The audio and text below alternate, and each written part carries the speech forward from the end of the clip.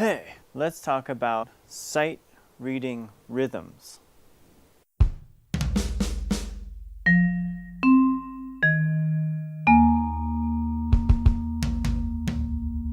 In general, anytime you're working on a specific element of music, you have to eliminate other elements to help you focus on just that one piece. For example, we have this little tiny measure in 3/4 in the key of G. So we want to isolate just the rhythm. You don't need the key signature, you don't need the clef. All you need is the time signature and the notes without any position on the staff, broken down into measures. So now we've stripped all unnecessary information away. So this is good if you can read rhythm already, but what if you're still working on it? Or what if you never read rhythms in your whole life? How the heck does this help you? There's several ways to learn rhythms, and we're gonna go over them right now. Probably the way that a lot of people learn music without even realizing it is through demonstration and memorization. That's when you just learn it from example. Learn it from somebody demonstrating it to you and you memorizing it by ear. If you have somebody that already knows the song and doesn't mind going over it with you many times until you have it memorized, sometimes that way of learning is also called learning by rote. But honestly, I think that word sounds kind of ugly and it's kind of mean, and it makes Mr. Cloud really sad. If someone's demonstrating to you a really complex rhythm, you can actually isolate the sound of the rhythm, maybe by clapping, like the national anthem. Oh, say, can you see? If you were to just clap the rhythm, it sounds like... Here, guess this one.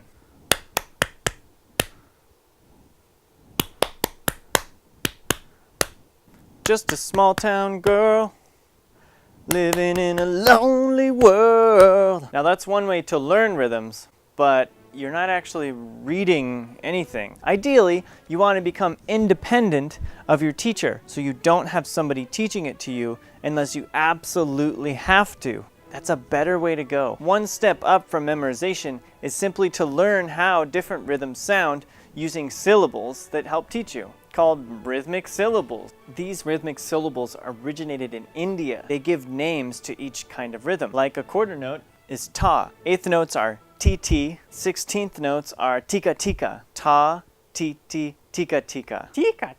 So if you saw a rhythm like this, you would count it like so. Ta, ti, ta, ti. Or if you saw one like this, ta, ti, tika, ti. Ta, ti, tika, ti. It's kind of like a really simple version of beatboxing.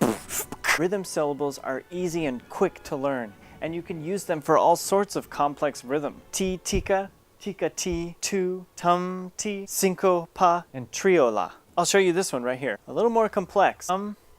Ti, tika, triola. And when you think of each grouping as a kind of character in a story, it becomes a lot easier to read the rhythm. But there's something that rhythmic syllables don't give you. Rhythmic syllables don't include the context. Rhythmic syllables don't tell you what beat they're on. And that's a problem.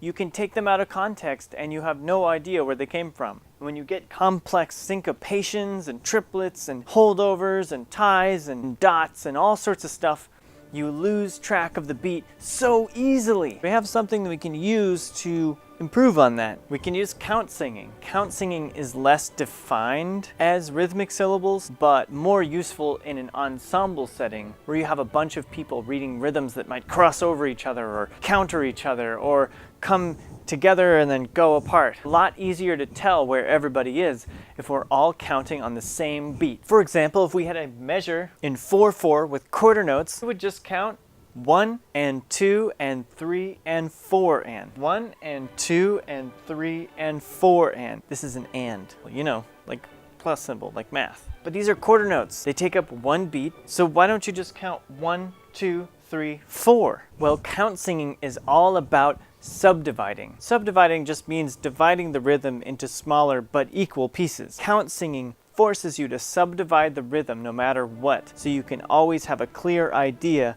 of where the beats are. Because you're not only counting the beat, but you're counting the beats in between the beat. That means you're staying that much more on top of the rhythm. That's how I sing. Let's go into a little more detail. So let's look at this rhythm again. With rhythmic syllables, it's ta, ti, ta, ti. Hey, you. You remember. Remember you. You remember me? Who remembers who? I don't remember. So this is ta, ti, ta, ti, no matter what.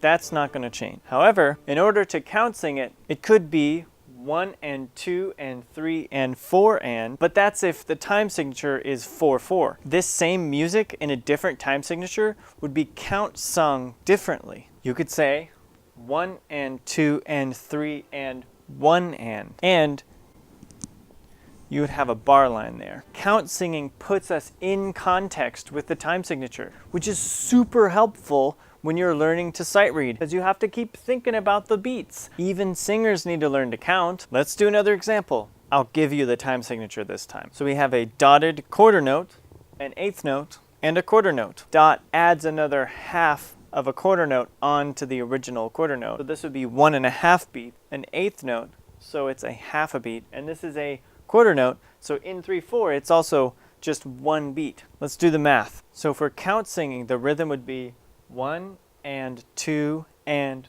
3 and. But doesn't that sound exactly the same as if we just had these eighth notes? Yeah, if you're singing, you would hear the change in tone, and that might make it easier to follow where the music changes. But if you're just talking, count singing doesn't give you an idea of how the music sounds to a listener. It's mostly just for you to practice and have the rhythm in your head as you're counting. So when does the counting actually change? Well, it usually changes when things get a little bit more complex. If you have a group of 16th notes, you're gonna say 1, E, and A. And you notice that we keep the and in the same place, but we're putting the E right in the middle of the big beat and the and. And we're putting an between the and the next beat. It keeps everything aligned, but allows us to zoom in so we can have a more clear picture of where each subdivision falls. You would count sing this 1 E and a 2 and 3 and. Still don't hear a difference between these notes, but we're subdividing just enough so that we can count each of these beats. Let's read this example. Now these groupings are 16th, so we count them with the extra syllables and E. Now this is just an overview of how it works. You are not going to master this just by watching this video, so don't kick yourself if you don't get it. 1 and a 2 E and 3 and. 1 and a 2 E and 3 and. You see, we subdivided just enough so we could count the rhythm and keep track of the beats at the same time. 2 for 1. That's a twofer, or a 2 E and fer, like the rhythm. It's 2 E and. Next slide. Oh wait, there's no slides. This is a whiteboard. I have to draw it. So, just to be thorough, you will see triplets when you're count singing. Now you can count them in 2 different ways. You can say 3 and a. You could just count it like you would an eighth with 2/16 and keep it in rhythm. 1 and 2 and 3 and a 4 and. Or you can highlight it and make it special. And you can say 1 and 2 and triplet 4 and. It's just a different way to identify it. Sometimes it just helps it make it different in your mind.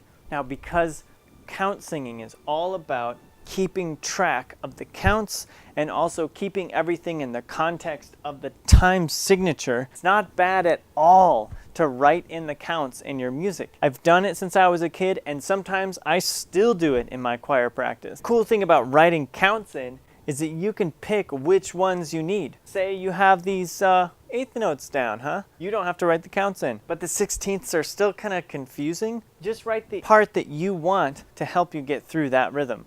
1 and 2 and 3 and 4 E and a. It just helps remind you. There's nothing wrong with that. You're still learning. You don't have to do it perfect the first time. And just by writing it in, you're practicing. Now your director, your teacher, or your band might do things differently, and that's okay. Count singing is more subjective. It's more like a tool to give you what you need to get better than something really strict that you have to follow really closely. But there's one last way that you can learn rhythms that's actually really fun, but it's not as useful, but it's still really fun. We can come up with some mnemonic sayings. For an example, you might have heard boots and cats. Boots and cats, boots and cats, and boots and cats, and boots and cats, and happy spider, sad spider. Or the famous one, strawberry pie, strawberry pie. I mean, you can totally make up your own. Milkshakes, cheese and chicken, just to name a few. Reading rhythm is all about isolating the rhythm and working on it separately. How cool is that? So when you come back and you read it again, you have more space in your brain to think about all of the other stuff that you have to think about when you're making music. You can do things one at a time before you do it all together. Pretty cool, huh? Yeah, not many things are that cool. You should be proud of yourself. You got the stuff, kid.